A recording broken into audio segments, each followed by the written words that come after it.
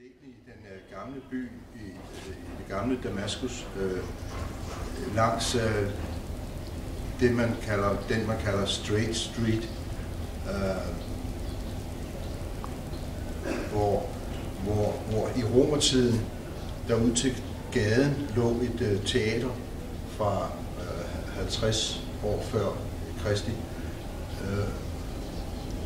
Dele af det kan man ane igennem strukturen her, de store romerske sten, sammen op af væggen deroppe.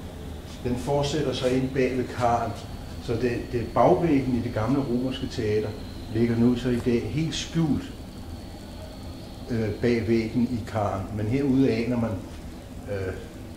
noget af den, vi ser her. Længere inde i kontoret var der en del af en bue, som var indgangen foran scenen.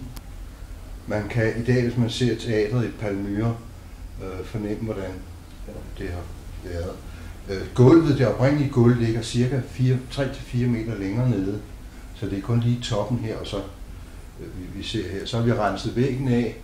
Der var delt til med en lervæg, som vi rensede af hullerne og væggen i det hele taget.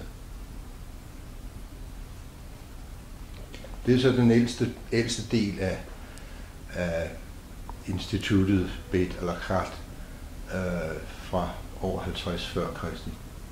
Så der er mange forskellige historiske perioder repræsenteret i huset. Loftet er blot retoucheret malet op, som det var. Det har vi ikke ændret noget på.